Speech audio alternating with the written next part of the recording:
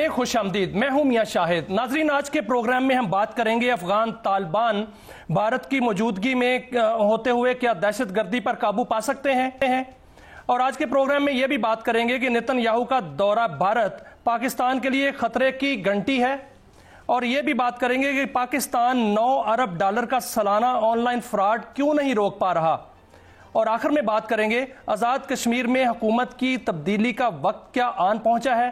ہمارے ساتھ معزز مہمان ہوں گے. پہلے سیگمنٹ میں ہمارے معزز مہمان ہوں گے ایئر مارشل ریٹائرڈ اعجاز محمود ملک صاحب اور بریگیڈیئر ریٹائرڈ مسعود احمد خان صاحب. ان سے بات کرتے ہیں. سب سے پہلے میں ایئر مارشل صاحب کی طرف آتا ہوں. ایئر مارشل صاحب، کیا افغان طالبان بھارت کی موجودگی کے ہوتے ہوئے دہشت گردی پر قابو پا سکتے ہیں؟ بہت شکریہ جی. بسم اللہ الرحمن الرحیم. پا سکتے ہیں تو جی دوسرا سوال ہے نا. پہلا سوال یہ ہے کہ کیا وہ قابو پانا چاہتے بھی ہیں یا نہیں چاہتے، اور میرے خیال میں ان کی انٹینٹ جو ہے وہ ان کی کیپیسٹی یا جو چینجنگ انوائرمنٹ ہے، خاص طور پہ جس طرف آپ نے اشارہ کیا کہ بھارت کا انفلوئنس، وہ تو ثانوی بات ہے. پہلی بات تو یہ ہے کہ وہ ان کا جو ہے انٹینٹ کتنا ہے اور وہ کس حد تک مخلص ہیں اپنے کمٹمنٹ کو آنر کرنے کے لیے. اگر ہسٹری کوئی ایویڈنس ہے یا کوئی ریفرنس ہے تو یہ تو تحریری طور پہ اور زبانی وہ بارہا واضح کر چکے ہیں جب سے یہ اقتدار میں آئے ہیں کابل میں، لیکن پریکٹیکلی تو انہوں نے کچھ نہیں کیا. اور الٹیمیٹلی وہ بجائے ان طالبان کو کنٹرول کرنے کے یا جو فتنۃ الہندوستان اور فتنۃ الخوارج نے وہاں پہ پناہ دے رکھی ہے، وہ انہوں نے تو خود ہمارے خلاف، ان کے اپنے یونیفارم پیڈ سولجرز نے ہمارے خلاف اور ہماری افواج کے خلاف جو ہے انہوں نے ہتھیار اٹھا لیے تھے. بالکل ٹھیک ہے. بریگیڈیئر صاحب، میرا آپ سے سوال ہوگا کہ افغان طالبان جو ہیں ان سے سیز فائر ہو گیا، معاہدہ ہو گیا، کیا یہ معاہدہ قائم رہے گا یا معاہدہ جو ہے پائیدار ہے؟ آپ کیا سمجھتے ہیں کہ جو معاہدہ ہوا ہے اس میں طالبان کیا جو ہے وہ اپنے عہد کی پاسبانی کریں گے؟ جی ہاں، بہت شکریہ. دیکھیں، پہلے بات تو یہ ہے کہ ہم لوگ کہہ سکتے ہیں ڈپلومیٹک وکٹری بھی ہے پاکستان کے لیے، ایک پازیٹیو ڈیولپمنٹ ہے what ever is the case. اور اس میں موسٹ امپورٹنٹلی ترکیہ اور قطر والے ضامین اس میں بیٹھے ہوئے تھے، اور وہ یہ ہے کہ وہ مانیٹر بھی کریں گے کہ وہاں افغانستان کے اندر کیا ہوتا ہے. اور پاکستان کا جو پاکستان نے ایک force of position of strength سے بات کی، اور تو جو پاکستان چاہتا تھا وہ چیزیں اس میں شامل ہے. پاکستان نے کہا Pakistan will not tolerate any attack originating from Afghanistan, وہ واضح طور پہ لکھا گیا ہے. اور اس میں سیکنڈ یہ ہے کہ انہوں نے خود اپنے ساحل کو روکنا ہے ٹیررسٹ سے. تو دیکھیں، ایک دوحہ پہ ایکارڈ پہلے بھی ہوتا ہے، یہ دوحہ ایکارڈ ہوا، لیکن دیکھیں اس پورے عمل میں جو ہم کہہ سکتے ہیں کہ انڈیا کے اس میں بالکل جو ان کو شکست ہوئی، اس میں وہ کوشش تو کر رہے تھے، لیکن انڈیا اس میں اپنا ایک کردار پھر بھی ادا کرتا رہے گا، کیونکہ وہ سپائل کرے گا، اس کو پوری کوشش کرے گا. کیونکہ ریسنٹلی ہم نے جو ان کے آپس میں دیکھا ہے ری الائنمنٹ بھی ہے وتھ متقی صاحب کے جو وزٹ پہ گئے ہیں وہاں کا انڈیا میں، اور جس طریقے سے ان کے وہاں پہ آؤ بھگت کی گئی ہے، اور جس طریقے سے اس نے پریس کانفرنس میں وہی باتیں کی جو انڈیا والے سننا چاہ رہے تھے. کشمیر پہ بات کی، ٹیررزم پاکستان کا کہا انٹرنل ہے، انڈیا کے ساتھ مل کے کہا ہے ہم کمبٹ کریں گے ٹیررزم کو. پھر وہ ان کو دیوبند بھی لے کے گئے ہیں، تو دیوبند کارڈ بھی درمیان میں کھیلا گیا ہے. سو انڈیا کی پوری کوشش دیکھیں، افغانستان تو میں سمجھتا ہوں ایک پراکسی انڈیا کا رہا ہے سنس 1950 سے، اور اب اس کے بعد جو اس کے اپنے پراکسیز ہیں، فتنہ الخوارج بھی ہے، فتنہ الہندوستان بھی ہے، اور ان کا بڑا پرانا لنک ہے. اور آپ کو پتا ہے کہ کرزئی اور اشرف غنی کے دور میں 66 کیمپ سے تو انڈیا چلا رہا تھا، براس انڈیا نے بنائی تھی، کنسورشیم اور ٹیررسٹ آرگنائزیشن انڈیا نے بنائی تھی. سو ان کا پھر دیکھیں لاجسٹکس جو آ رہے ہیں یا فنڈنگ جو آ رہی ہے وہ تو انڈیا سے آ رہی ہے، تو وہ تو نہیں رکے گی. اور یہ دیکھیں فنڈنگ کیا تھی، وہ اگر آتی ہے طالبان رجیم کے پاس تو وہ فضل ڈسٹریبیوٹ کرتے ہیں. سو $43,000 منتھلی دیتے ہیں نور ولی محسود کو تو for the maintenance of his family. تو پیسہ کہاں سے آ رہا ہے؟ پیسہ تو کوئی دے رہا ہے پیچھے سے. سو یہ جو لنک ہے بیہائنڈ دی سین تو وہ بھی جاری رہے گا. سو اب کریڈیبلٹی کوشچن ہے کہ افغان طالبان کتنے سنسیئر. آپ یہ بھی دیکھیں ایک اور فیکٹر ہے, سنس فتنہ اور خارج کے ساتھ ان کا آئیڈیالوجیکل لنک بھی ہے, ایتھنک لنک بھی ہے, دے فوٹ ٹوگیدر وہ بھی کہتے ہیں. پھر ایک میرلی اکارڈ کا ریفر بھی کیا جاتا ہے, وہ بھی ایک گراؤنڈ فیکٹر ہے. پھر ایلیجنس ہے, ملا ہیبت اللہ خون زیادہ ہے, ان کے ساتھ ایلیجنس بھی ہے. پھر طالبان رجیم ان کو ایز اے اسٹریٹجک ڈیپتھ کے طور پہ بھی یوز کرنا چاہتی ہے, فار دیئر ویسٹڈ انٹرسٹ کی طرف پہ یوز کرنا چاہتی ہے, یا پھر پاکستان کے against as a bet leverage کے طور پہ بھی یوز کرنا چاہتی ہے. سو یہ فیکٹر, سو دیئر فور ہمیں بہت احتیاط سے یقیناً جس طرح گورنمنٹ نے سوچا ہے, جس طرح لیڈرشپ نے وہاں بات چیت کی ہے, کہ یہ ہے کہ نا ہم کہتے ہیں کہ اسٹیگرنگ بیٹریل آف ٹرسٹ ہے یہاں پہ, کہ یہاں پہ آپ کے ساتھ بیٹریل کیا گیا ہے, آپ کی سینسیریٹی کا جو آپ نے فار مینی 70 ایئرس پلس آپ نے کیا ان کے لیے, لیکن آپ کے ساتھ جو ہوا ہے تو وہ بڑا سیریس ہے. سو دیئر فور دیکھیں اٹ ول ٹیک, ابھی یہ جو 25 تاریخ کو بات چیت ہوگی استنبول میں, میرے خیال میں اس میں جو ماڈرنٹیز کی بات چیت ہوگی اس میں ڈیٹیل ڈسکرپشن سمجھ لیں اس میں چیزوں کی ہوگی. سو پاکستان از سنسیئر, اور اب ڈیپینڈس آن دی افغان طالبان رجیم, وہ اس کو کیسے امپلیمنٹ کرتے. ایئر مارشل صاحب, ابھی بریگیڈیئر صاحب یہ فرما رہے تھے کہ بھارتی انوالومنٹ جو ہے وہ ختم ہوتی ہوئی نظر نہیں آ رہی افغانستان میں بھی. آپ نے بھی یہ فرمایا, ہمیں کیسی احتیاط جو ہے وہ برتنی چاہیے اس حوالے سے. اور دوسرا یہ ہے کہ دار اندازی تو وہاں سے ہوئی تھی, حملہ وہاں سے ہوا تھا, اور دہشت گردی کا جب حملہ ہوا تو پاکستان نے منہ توڑ جواب دیا اور ایک ایک ٹھکانے کو جو ہے وہ تباہ کیا, اور اس میں کابل میں بھی ان کے ٹھکانے جو ہے وہ تباہ کیے گئے. اور اس میں یہ خبر ہے, اس کی تصدیق کیجیے گا, کہ کیا وہاں پر جو ٹھکانے تباہ کرنے کے لیے ہماری قوم کی بیٹی جو ہے وہ حملے کے لیے وہاں پر گئی تھی, تاکہ یہ بھی سبق ملے کہ وہاں پر جو عورتوں کو تعلیم نہیں دیا جاتا, اور خاتون پائلٹ گئی تھی, تعلیم نہیں دی جاتی, تو خواتین جو ہیں وہ ہر میدان میں اپنا لوہا منوا سکتی ہیں. جی دیکھیں, ٹو بی آنیسٹ میرے پاس میں اس کو تصدیق تو نہیں کر سکتا کیونکہ اس کی میرے پاس کوئی کنفرمیشن نہیں ہے.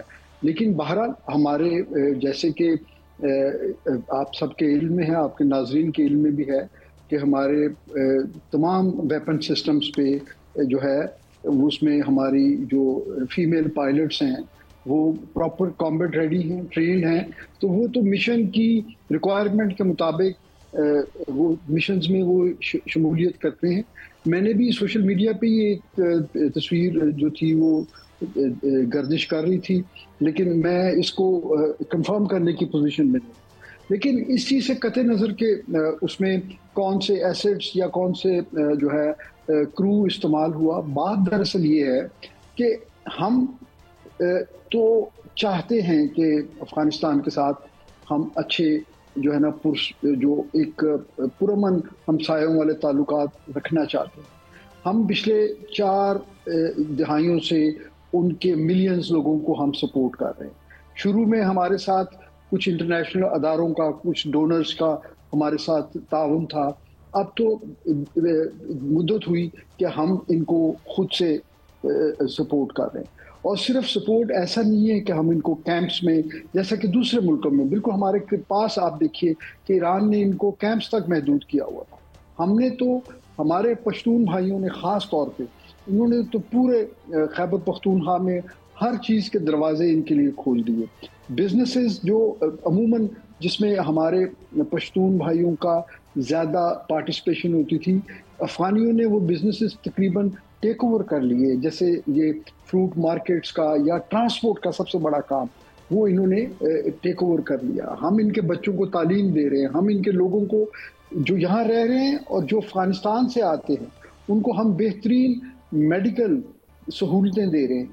تو ہم تو ان کا بوجھ اٹھا رہے ہیں, ہم ان کو لائف لائن پرووائڈ کرتے ہیں افغان ٹرانزٹ ٹریڈ کی صورت میں.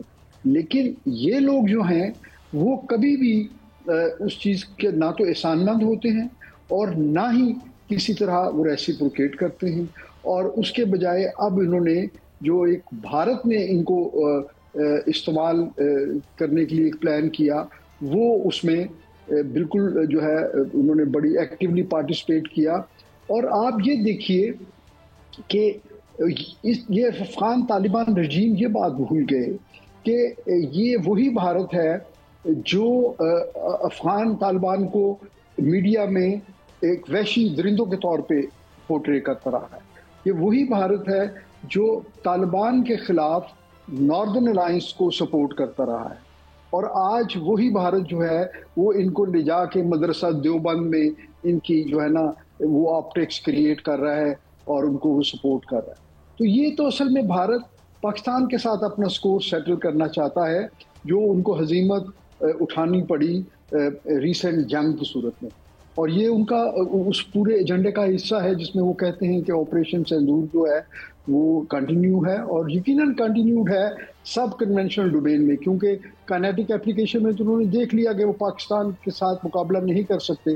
تو اب وہ ہمیں ہر ممکن طریقے سے اپنی پراکسیز کے ذریعے, اپنے اسٹیٹ سپانسرڈ ٹیررزم کے تھرو, جس کو وہ را کے جو ہے سپورٹ سے, ٹریننگ سے, فائنینشیل سپورٹ کے ذریعے وہ اس کو بھرپور طریقے سے یہی بات جو ہے ایئر مارشل صاحب, میں بریگیڈیئر صاحب کی طرف لے جاؤں گا. بریگیڈیئر صاحب, جیسے جیسے ابھی بھارت کی بات ہو رہی تھی کہ سازشی بھارت جو ہے وہ ہر جگہ سازش کرتا ہے, جیسے جیسے بہار کے الیکشن جو ہیں وہ نزدیک آ رہے ہیں اور بی جے پی کو اپنی شکست نظر آ رہی ہے, تو مودی اور اس کے ہواری جو ہیں پاکستان کو دھمکیاں دینا شروع ہو گئے ہیں. ان کے آرمی چیف, ان کے ایئر چیف, ان کا جو وزیر دفاع ہے, اور خود مودی پاکستان کو جو ہے وہ دھمکیاں دیتا ہے.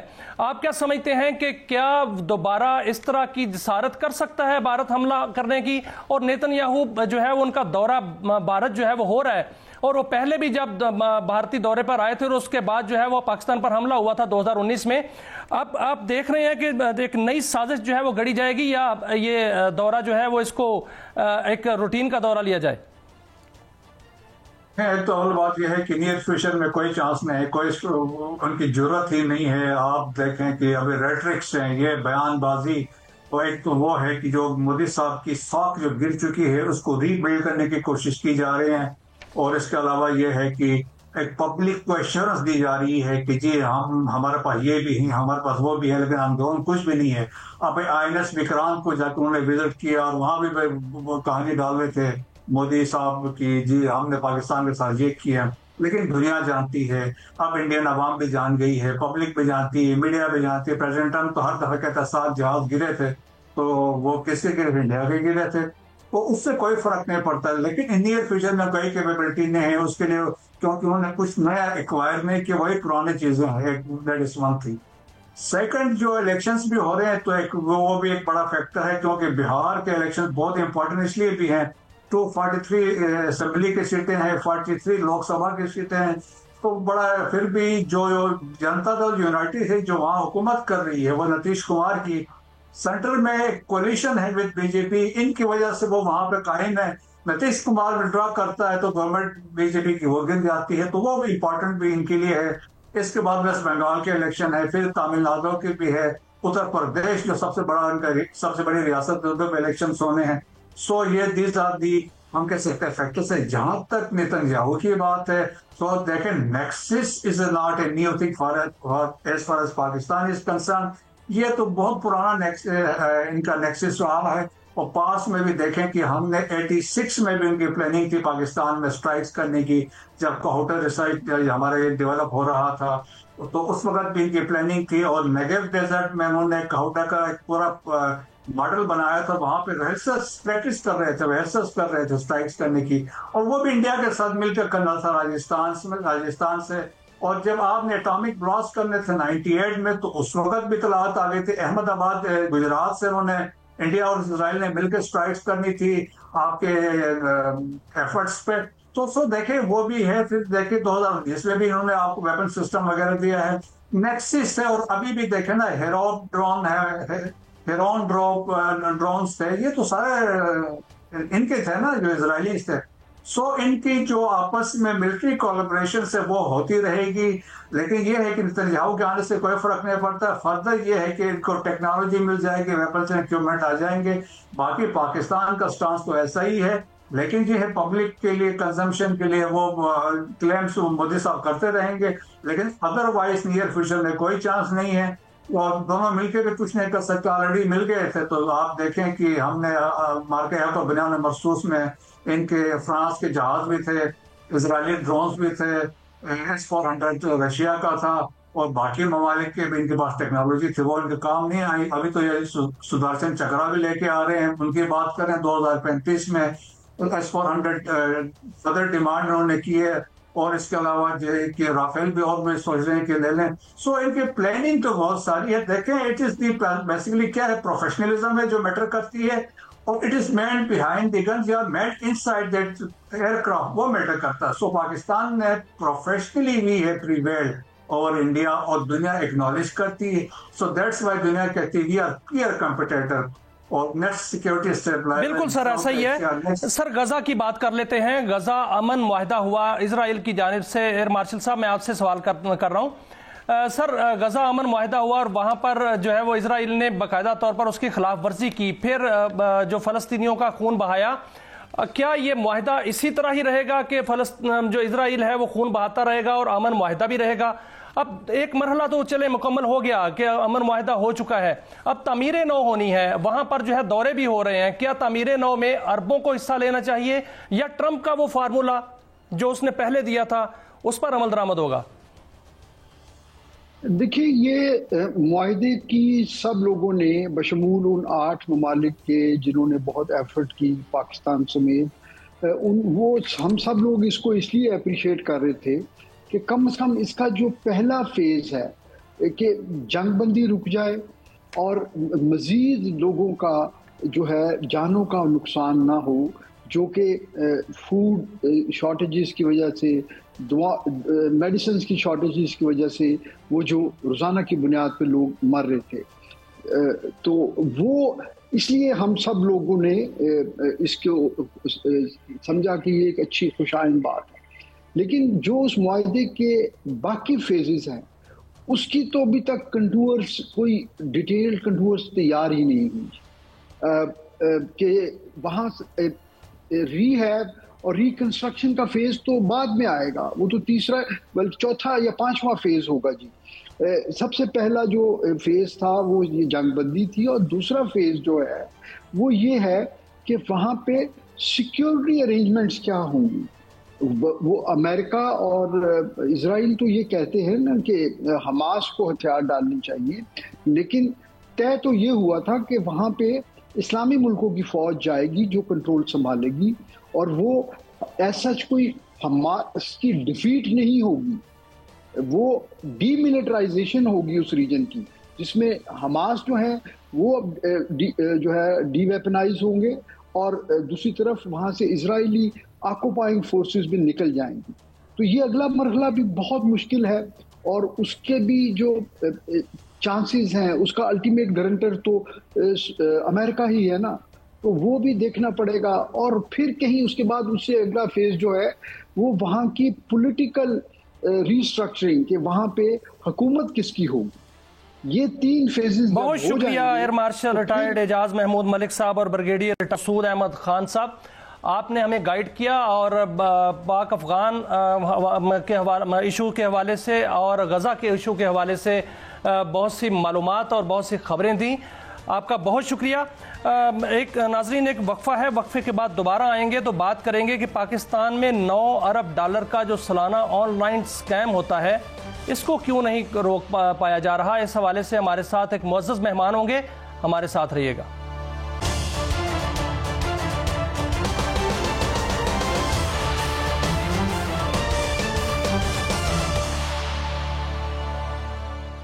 Welcome back. ناظرین اب ہم بات کریں گے پاکستان میں معدنی وسائل کے حوالے سے کہ ان کی عالمی سطح پر پذیرائی ہو رہی ہے. ایف پی کی ایک رپورٹ آپ کے سامنے رکھیں گے اور یہ بھی بات کریں گے کہ سونے کی قیمتیں کہاں تک پہنچیں گی اور کیا ڈالر کی پر جو ہے انحصار کم ہو رہا ہے دنیا کا، اور دنیا کو کسی نئی کرنسی کی تلاش ہے. اور یہ بھی بات کریں گے کہ صنعتی پیداوار اور زرعی پیداوار کی لاگت کم کرنے کے لیے اور پیداوار بڑھانے کے لیے بجلی کا کوئی اصلاحاتی بڑا پیکج سامنے آ رہا ہے. اس حوالے سے بھی اپنے معزز مہمان سے پوچھیں گے. اور پاکستان میں بین الاقوامی سرمایہ کاری کے حوالے سے جو مواقع پیدا ہو رہے ہیں اس حوالے سے بھی بات کریں گے اور ساتھ ساتھ یہ بھی بات کریں گے کہ پاکستان میں 9 ارب ڈالر کا سالانہ آن لائن فراڈ کیوں نہیں رک پا رہا. اس حوالے سے تمام تر امور پر بات کرنے کے لیے ہمارے ساتھ موجود ہوں گے ڈاکٹر عابد قیوم سلیری صاحب. ماہر اقتصادیات ہیں, اندر کی نظر رکھتے ہیں اور گہری نظر رکھتے ہیں, اندر کی خبر ہے. ان سے ہم بات کرتے ہیں. ڈاکٹر صاحب السلام علیکم. جی وعلیکم ڈاکٹر صاحب, بین الاقوامی سطح پر دیکھنے میں آیا کہ سونے کی قیمتیں جو ہیں وہ بڑھتی جا رہی ہیں. $4,370 فی اونس قیمت ہو چکی ہے. یہ بھی کہا جا رہا ہے کہ 5500 روپیہ جو ہے وہ قیمت اس کی ہو جائے گی آئندہ ماہ میں. اور اسی سال میں جو گولڈ مارکیٹ کی جانب سے خدشہ ظاہر کیا جا رہا ہے وہ کہا جا رہا ہے کہ $8,000 فی اونس اس کی قیمت ہونے کا خدشہ ہے. آپ کیا سمجھتے ہیں کہ یہ سونے کی قیمتیں اگر اسی طرح بڑھتی گئیں تو پاکستان میں تو بہت زیادہ اس کی قیمت ہو جائے گی, اور اس کی وجوہات کیا ہیں؟ کیا ڈالر پر انحصار کم ہو رہا ہے, ٹرمپ پالیسیز ایسی ہیں, یا دنیا کسی نئی کرنسی کی طرف جا رہی ہے؟ سر جی آپ نے بجا فرمایا. یہ بنیادی طور پہ جو امریکن اکانومی میں جو غیر یقینی صورتحال ہے ٹرمپ پالیسیز کی وجہ سے, اس کی وجہ سے ایک تو ڈالر کی جو قدر ہے اور ڈالر کی جو استحکام ہے باقی بین الاقوامی کرنسیز کے مقابلے میں, یورو یا پاؤنڈ یا ین, ان کے مقابلے میں ڈالر جو ہے وہ ایک نسبتاً اس وقت ویک کرنسی جو ہے وہ گنا جا رہا ہے. دوسرا, چونکہ جس طریقے سے امریکہ کی اسٹاک مارکیٹ میں اتار چڑھاؤ آتا ہے, تو اب یہ سونے کی جو قیمت بڑھ رہی ہے یہ اس وجہ سے نہیں بڑھ رہی کہ اس کو کوئی انفرادی صارفین جو ہیں وہ خرید رہے ہیں. یہ اس لیے بڑھ رہی ہے کہ اس کو دنیا کے جو ریزرو بینکس ہیں, اسٹیٹ بینکس جو ہیں, وہ خرید رہے ہیں تاکہ وہ اپنی سیونگ گولڈ کی شکل میں رکھ سکیں. اور چونکہ جب حکومتیں خریدتی ہیں تو اس وقت وہ جو ڈیمانڈ اینڈ سپلائی ہے وہ امبیلنس ہو جاتی ہے. ڈیمانڈ زیادہ ہے, سپلائی کم ہے, تو سونے کی قیمتوں میں اضافہ جو ہے وہ دیکھنے میں آ رہا ہے. $8,000 کا تو مجھے پتہ نہیں, لیکن اس وقت بہت تقرین قیاس ہے, بہت سی جو اس وقت ایسٹیمیٹ اور فور کاسٹ ہیں وہ یہی ہے کہ دسمبر کے اینڈ تک شاید یہ $5,000 اونس تک اس کی قیمت جانے کا توقع جو ہے وہ کی جا رہی ہے. لیکن اگین پاکستان جیسے ممالک کے لیے اگر ہم دیکھیں تو ہم اس ریس میں نہیں آتے ہیں, چونکہ نہ تو ہمارے پاس ڈالر ہے اور نہ ہمارے پاس اتنے وسائل تھے کہ ہم اس پہ سونا خرید سکتے.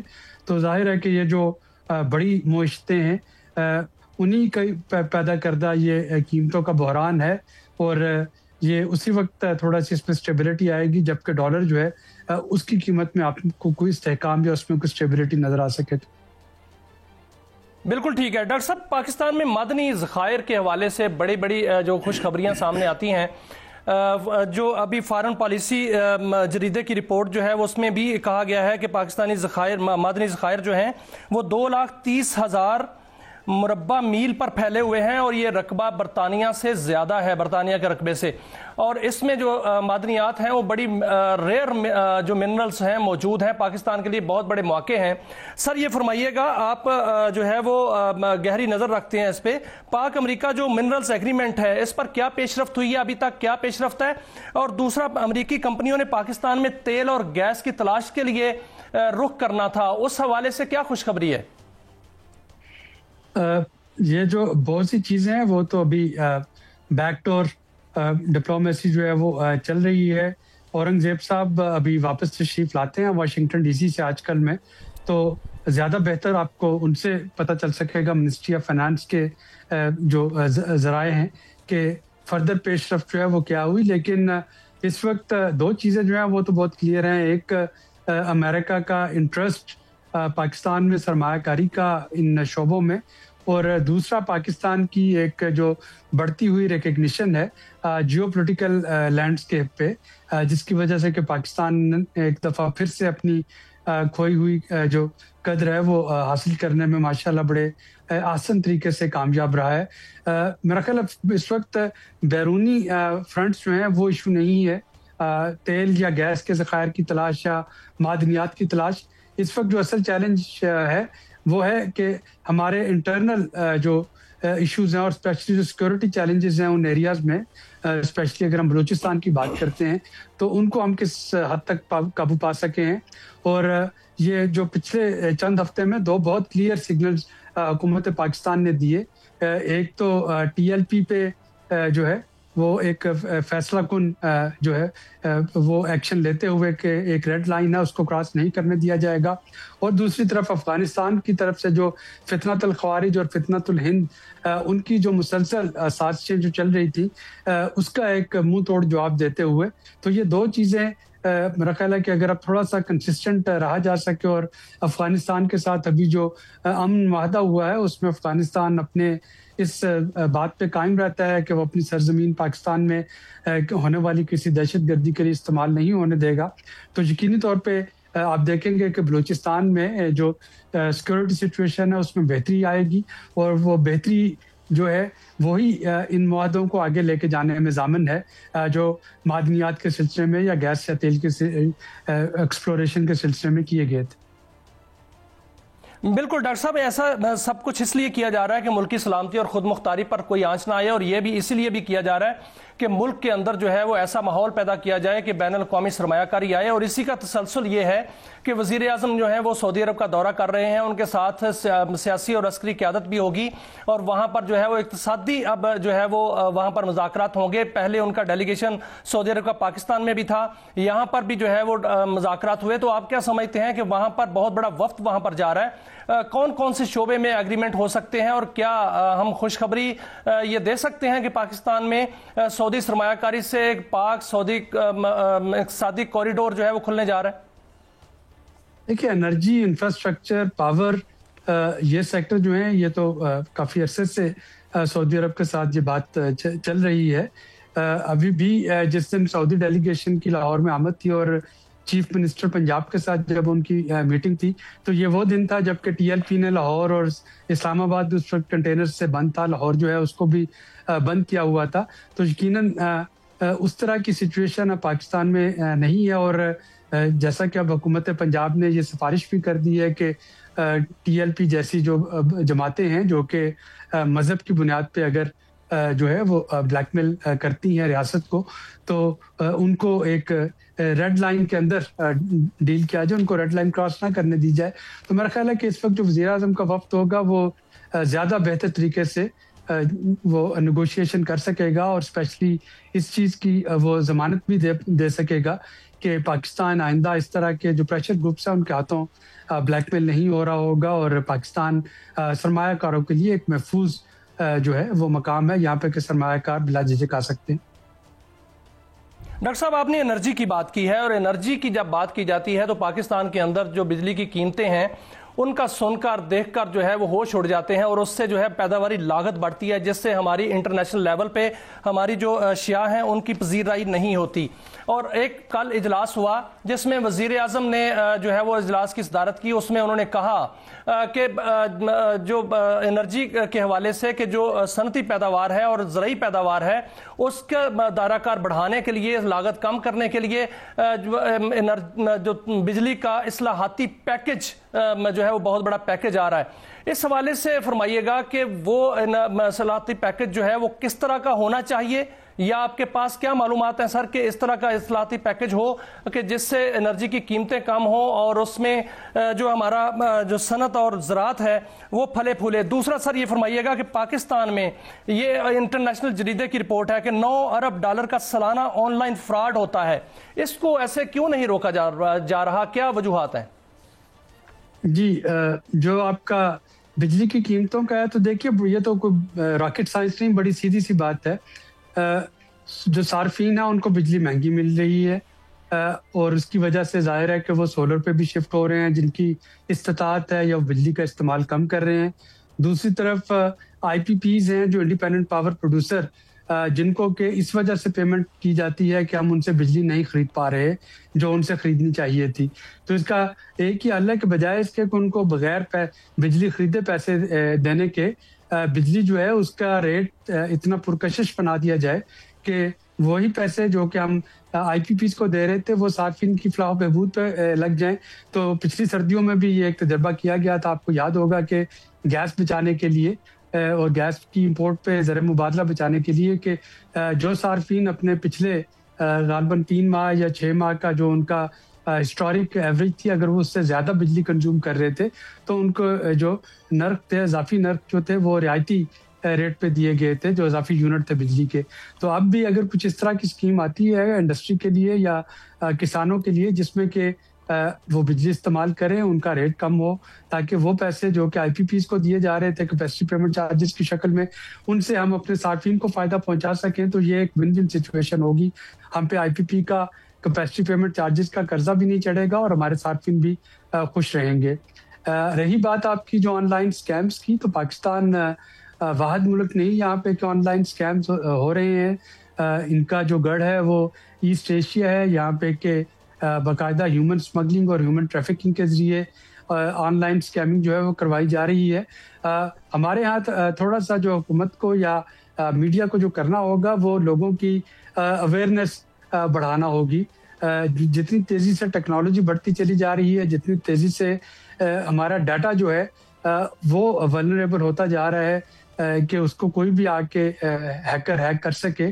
میرے اور آپ کے فون میں تصاویر سے لے کے ہماری بینکنگ کی انفارمیشن سے لے کے ہر چیز جو ہے وہ اس ڈیوائس میں ہے, اور اگر یہ ہیک ہوتی ہے تو اس کا مطلب ہے کہ ہماری ساری کانفیڈینشیل انفارمیشن جو ہے وہ ہیک ہو جاتی ہے.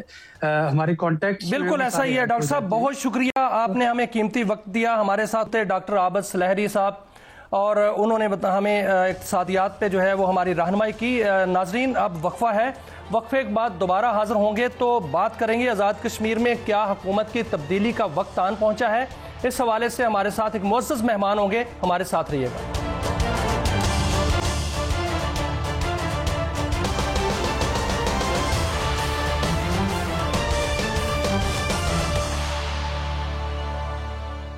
Welcome back. ناظرین اب ہم بات کریں گے آزاد کشمیر میں مسلم لیگ نون نے بڑا اعلان کیا ہے. انہوں نے اچانک آزاد کشمیر میں وہاں حکومت سے علیحدگی کا اعلان کر دیا ہے. اس کے علاوہ بات کریں گے ٹی ایل پی کے حوالے سے کہ ان کے خلاف گھیرا تنگ ہو گیا ہے, مزید گھیرا تنگ ہو گیا ہے. اور ان موضوعات پر بات کرنے کے لیے ہمارے ساتھ باخبر اور سینئر صحافی ضمیر حیدر صاحب موجود ہیں. ان سے جو ہے وہ گائیڈنس لیتے ہیں. ضمیر صاحب السلام علیکم. جی وعلیکم السلام. آزاد کشمیر میں مسلم لیگ نون نے اچانک جو ہے وہ اعلان کر دیا کہ وہ حکومت سے الگ ہو جائیں گے, اور اس حوالے سے شاہ غلام قادر جو مسلم لیگ نون کے وہاں صدر ہیں انہوں نے یہ بھی کہا کہ ہم تحریک عدم اعتماد بھی لا سکتے ہیں, اور اگر ہم تحریک عدم اعتماد لائیں گے تو پھر وہ ہمارا حق ہے, اور اپوزیشن میں بیٹھنے کا اعلان کیا ہے. آپ کیا سمجھتے ہیں کہ یہ آزاد کشمیر کے وزیر اعظم کے لیے خطرے کی گھنٹی ہے, یا نئی کوئی ارینجمنٹ کی طرف جو ہے وہ جا رہے ہیں, یا اپنی ساکھ کو بہتر کرنے کے لیے مسلم لیگ نون نے یہ اعلان کیا ہے؟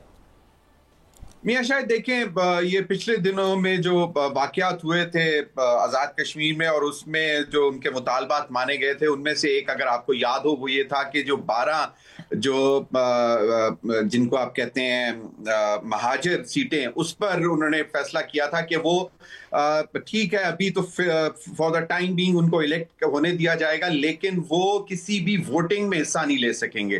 یعنی کہ پرائم منسٹر کا ووٹ ہوگا یا اسپیکر کا یا کسی بھی قسم کا ووٹنگ میں حصہ نہیں لے سکیں گے.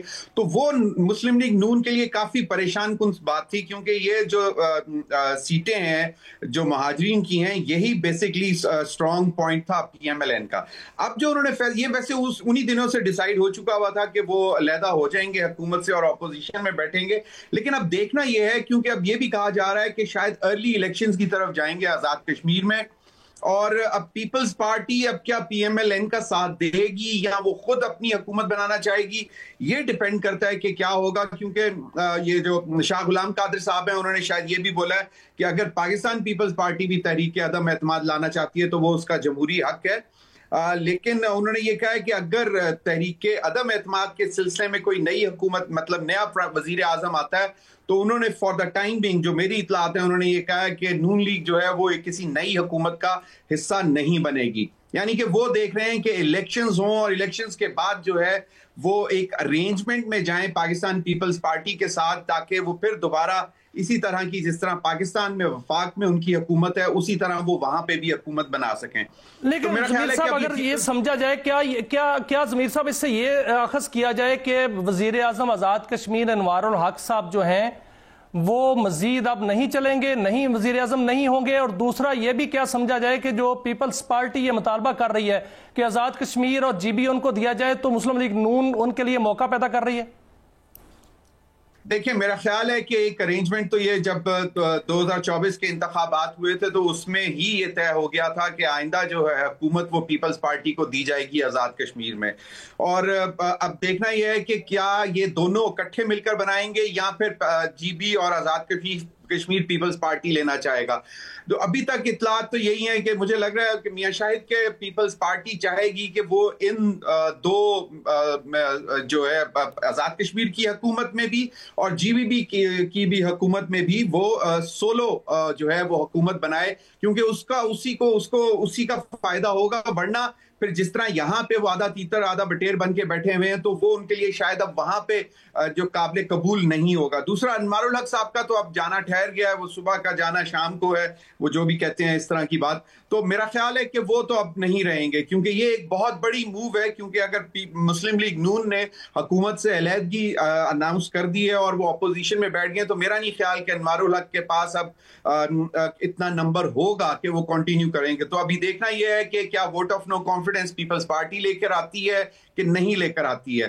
تو لیکن جو ایک نٹشل ہے میاں شاید وہ یہی ہے کہ اطلاعات یہ ہیں کہ ارلی الیکشنز جو ہیں وہ میرے خیال میں ہونے جا رہے ہیں آزاد کشمیر میں, جو ابھی تک کی اطلاعات ہیں, اور اسی وجہ سے یہ سارا ہوا ہے. اور سب سے بڑا جو میں نے آپ کو پہلے بتایا کہ مسلم لیگ نون کے لیے جو پریشانی کی باعث ہے, اور اسی لیے وہ پیپلز پارٹی کے ساتھ چاہیں گے کہ وہ ان کے ساتھ رہے, کیونکہ جو 12 نشستیں جو مہاجرین کی ہوتی تھیں وہ بیسیکلی ان کو, اور وہ انہی پاکٹس میں تھیں جہاں پہ پاکستان مسلم لیگ نون کا سٹرانگ ہولڈ ہوتا تھا, یعنی کہ پاکستان میں. تو وہ ان کو وہاں سے وہ جیت جاتے تھے تو وہ ان کا ایک نمبر ہوتا تھا. تو اب یہ دیکھنا یہ ہے کہ یہ اب پیپلز پارٹی اپنے کارڈز کیسے کھیلے گی. بالکل ایسا ہی ہے. ضمیر صاحب آپ باخبر صحافی ہیں, آپ گہری نظر رکھتے ہیں, یہ آپ سے گائیڈنس لوں گا. یہ ٹی ایل پی کے خلاف پنجاب حکومت کا گھیرا تنگ ہو رہا ہے, ان کے جو فنانسر ہیں ان کو ٹریس کر لیا گیا ہے, کئی 100 مساجد جو ہیں وہ حکومتی تحویل میں لے لی گئی ہیں, اور اس کے علاوہ دیگر جو کارکن ہیں وہ بہت سے کارکن جو ہیں ان کو گرفتار بھی کر لیا گیا ہے, ان کو پابندی کا بھی جو ہے وہ کہا جا رہا ہے. آپ کیا سمجھتے ہیں کہ پنجاب حکومت سیریس ہو چکی ہے, اس حوالے سے سنجیدہ ہو چکی ہے کہ اس پر پابندی لگانی ہے, پابندی لگ جائے گی, پنجاب حکومت اس میں کامیاب ہو جائے گی؟ اور ساتھ ساتھ یہ بھی خبریں آ رہی ہیں کہ جو تیفی بٹ کے حوالے سے یا سی سی ڈی کے کارروائیوں کے حوالے سے اسٹیبلشمنٹ نے پنجاب حکومت سے ہاتھ اٹھا لیا ہے, اس میں کتنی حقیقت ہے؟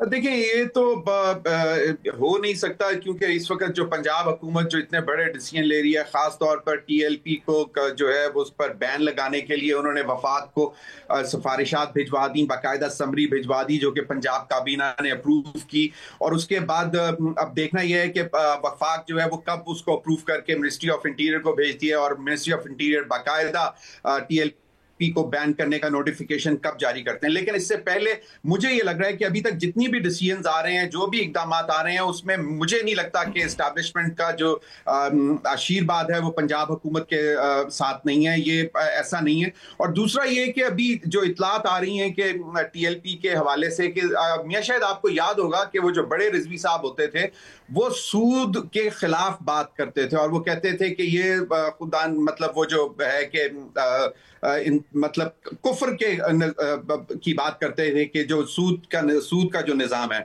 تو اب ان کے اپنے جو اکاؤنٹس نکلے ہیں اس میں وہ تقریباً بتا رہے ہیں کہ 15 کروڑ روپے سے زائد پر وہ باقاعدہ سود لیتی تھی وہ جماعت. تو یہ اس کے اندر ودن جو اس کے اندر کنٹراڈکشن تھی وہ ایک تو سامنے آئی ہے. اور دوسرا جو حال ہی میں انہوں نے پرتشدد جو ایک کاروائیاں شروع کر دی تھیں, مذہبی جماعت اور سیاسی جماعت ہوئے وہ پرتشدد سیاست کی طرف جا رہے تھے, جو کہ اب میرا خیال میں کسی کو بھی قابل قبول نہیں ہے. اور اسلام کے نام پر آپ اس قسم کی باتیں کریں اور جس قسم کی تھریٹس دینا شروع کی ہوئی تھی, تو وہ میرا خیال ہے کہ وہ کافی ان کے خلاف گئی ہیں. اور مجھے نہیں لگتا کہ تیفی بٹ کا واقعہ ہو یا سی سی ڈی کا واقعہ ہو. بات یہ ہے کہ یہ ہم نے پہلے بھی دیکھا ہے, پنجاب میں ہوتا رہا ہے کہ ایکسٹرا جوڈیشل کلنگز ہوتی تھیں, لیکن ہوتی صرف ان کی تھیں جو کہ ڈاکو ہوتے تھے, مفرور ہوتے تھے, قاتل ہوتے تھے, اور جن کے اوپر بہت سنگین الزامات ہوتے تھے جرائم کے. ان کا اس طرح ہوتا تھا جس کو بیسیکلی وہ کہتے تھے کہ جی ہم نے پولیس مقابلے میں مارا ہے. لیکن ضمیر صاحب حکومت پنجاب یہ کہتی ہے کہ بہت سے شہروں میں جو ہے وہ کرائم ریشو جو ہے 0 ہو گیا ہے, اور عوام کی طرف سے بھی ایسی آوازیں آ رہی ہیں کہ بہت اچھا ہو رہا ہے، تو کیا آپ سمجھتے ہیں کہ ایسا ہی ہونا چاہیے، اسی طرح لوگ جو ہیں کرمنلز کو مارنا چاہیے یا ان کو عدالتوں میں پیش کرنا چاہیے؟